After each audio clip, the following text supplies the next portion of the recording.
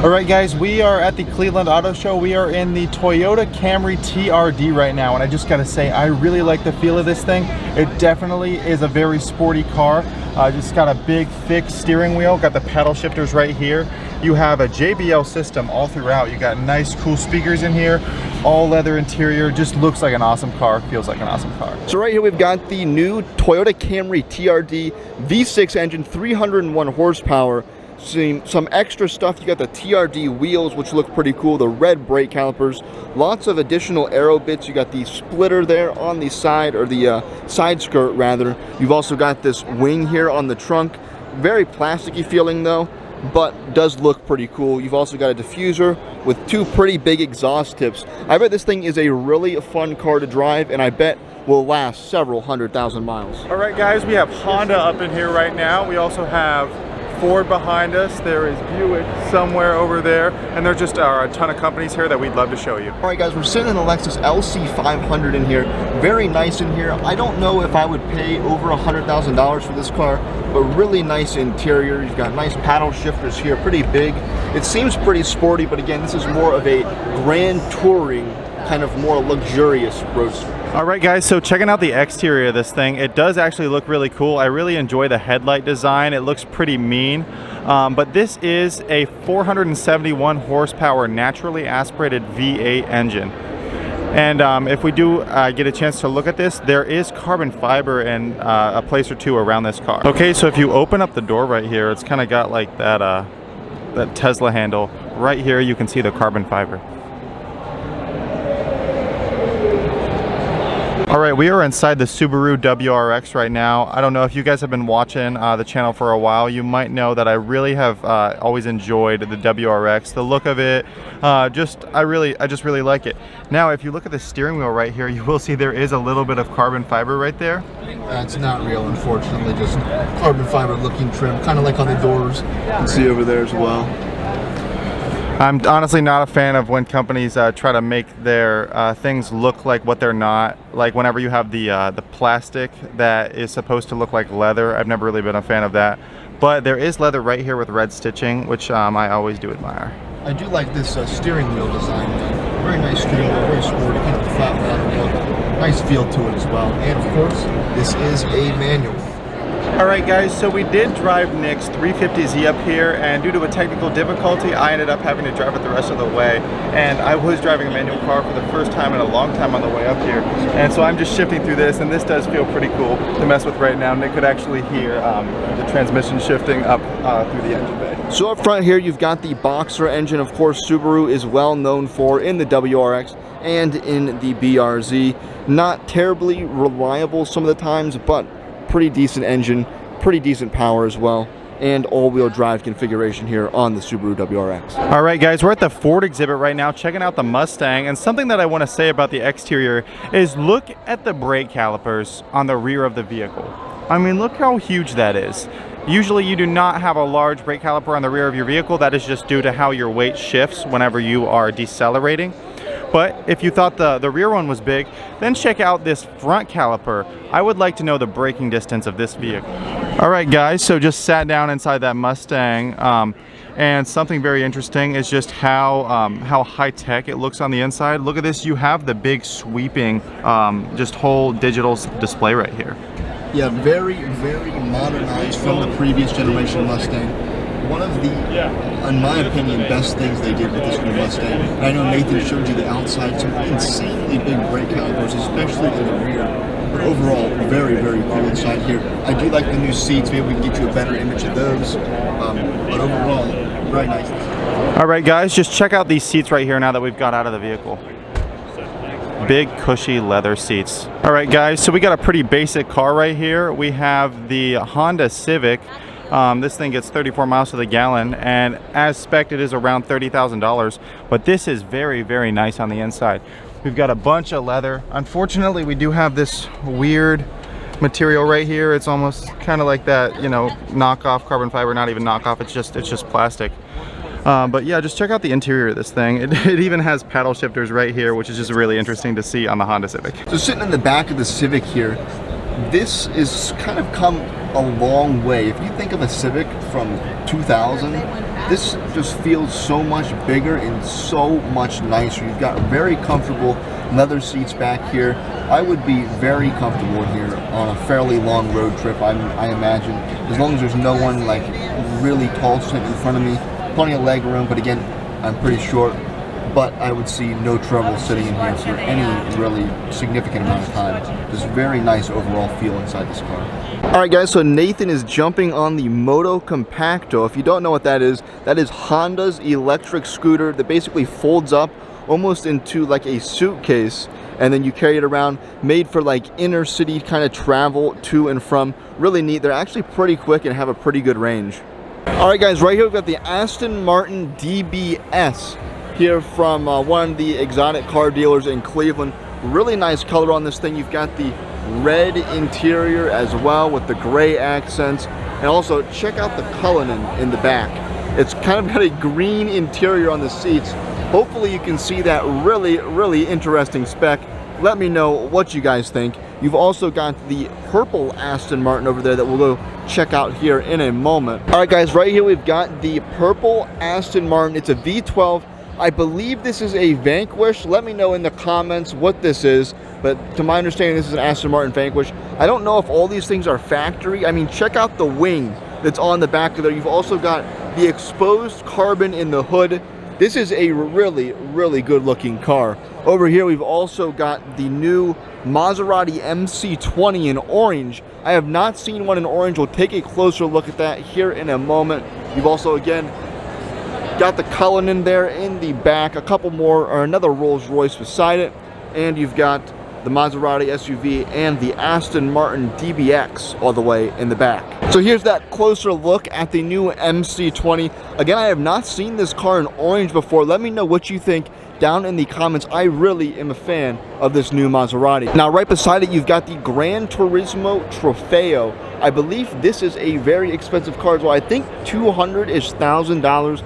Could be wrong on that price, but I know it's definitely upper 100,000s. Would you take that, or would you spend a little more and get the MC20? I am absolutely spending a little bit more and getting the MC20. Gran Turismos drop so much in value so quickly, and they really have not changed their styling since they came out in 2008 or whenever year that was. They look very similar. All right guys, check out this purple Lamborghini Diablo right here. Really cool color on this as well. You've got the chrome wheels here too. Right beside it you've got the Testarossa over there. Let me know, would you take this Lamborghini Diablo or the Testarossa? Alright guys, right here is the new electric Escalade, the all-electric Escalade IQ. You can see it's got some pretty neat lights here on the front of the car. Very big, very prominent.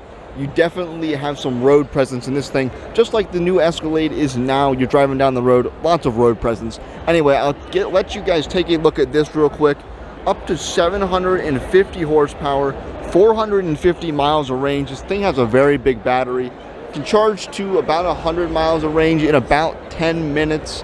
I don't know any prices. I don't know if that sheet had prices. You can go back and check if it did. But very cool to see this. I have not seen this yet. Again, a very high road presence car here, and very neat to see from Cadillac. All right guys, check this out. We're inside the new 7 Series right now. I'm getting a back massage. As you can see, you go through this dial down here. Move your hand real quick, Nathan. Look at this dial. This is really nice feeling. It looks really nice. You also got your volume here. It's almost like crystal, these things. And you've got this light strip all the way across. Very nice trim all the way around. This is insanely luxurious in here. All right guys, this is just a mind-blowing car right now, hopping inside of it, feeling this massage. Everything is so responsive on the screen as well, which is something that is so nice in a car. I mean, I would expect that of BMW, but it's also a touch screen, and just like you can just see how it like instantly goes into whatever I need it to. Just very luxurious interior. The light bar everywhere, like Nick said, is so cool. I actually have like little controls everywhere. There's something right here that says boost that is on the downshifting of the paddle shifters. Not really sure what that's for. It'd be interesting to find out. Alright guys, we are in the rear of this BMW right now, and you can see you have just an insane amount of controls. Again, just another beautiful screen that you can just scroll through, and it's super responsive. You can change just everything. Like, look at this right here. If I go into the blinds mode on this, I can click my screen and then it instantly goes right up. And then there's that thing that goes right there too. I am just in awe of this car. All right guys, so back here you can see you've got this touch screen here in the door. Again, very responsive. You've got the massage seat options back here. You can go through all of these: massage intensity, speed, and you've got the different types of massage, several options in here. Pressure point massage, we can change it. Very, very cool. All right guys, we're sitting in the back of the 7 Series, by far the most luxurious car I have ever been in my entire life. Very, very cool. So you guys need to watch these videos, drop a like and subscribe, comment, so we can get one of these on the channel. So much cool stuff back here. I'll have to sit back here and make Nathan drive me around and be the chauffeur. Maybe we can get our own chauffeur and ride around editing our videos in the back here, but jokes aside, this thing is absolutely insane. If I had one of these, I definitely would hire my own driver. Just a quick look here at the back seat for you guys. And here, of course, is the door and some more light. You got this push button here to open the door manually, or right here, this is actually a power hinge door, so this will open automatically for you and close automatically for you. I'll hit that button and it'll shut automatically. Alright guys, right here we have the new Volkswagen ID Buzz. Basically, they're bringing back the old Volkswagen van in the form of an EV. We'll take a short walk around this thing so you guys can see. Very cool. This is the first time I've seen it actually. I think this thing is really interesting. Let me know your thoughts down in the comments.